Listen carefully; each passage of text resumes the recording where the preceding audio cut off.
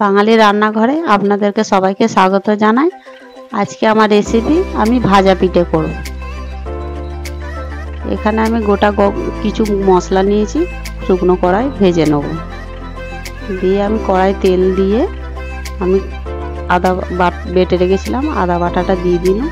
দিয়ে একটু হলুদ গুঁড়ো দিয়ে ওর সাথে একটু ভেজে নেব। ভাজা ভাজা হয়ে যাবে। সেদ্ধ করা আমি ডাল রেখেছিলাম, সেই ডালটা ওর মধ্যে দিয়ে দেবো। দিয়ে ওর সাথে সব মিশিয়ে নেব।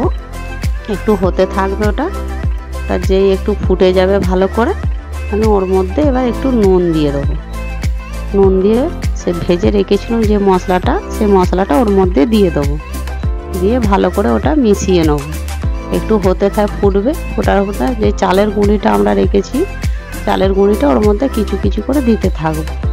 যেমন আমরা আটা মাখি সেরকম আটার ইয়েতে ওটা ঘনত্ব হতে থাকবে। যখন একটু ওটা টাইট হবে এবার আমরা নাবিয়ে নেব।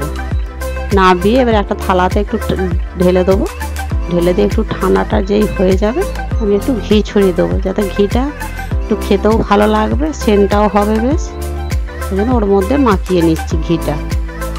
দিয়ে একটু ভিজে কাপড়ে আমি ওটা চাপা দিয়ে দেবো, যাতে ওটা শক্ত না হয়ে যায়, বেশ ভালো নরম থাকবে।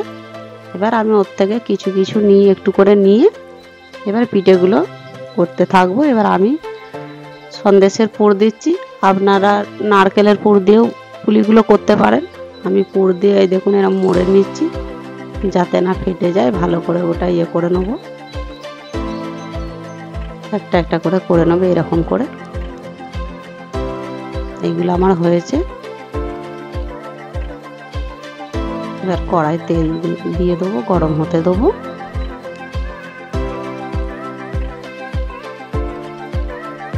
পরিমাণ মতো তেলটা দিতে হবে, একটু বেশি তেল দিতে হবে, কেননা ওটা ছাঁকা তেলে ভাজা হবে তো। এবার একটা একটা আমি ওর মধ্যে দিয়ে দেবো। তেল গরম হয়ে গেছে।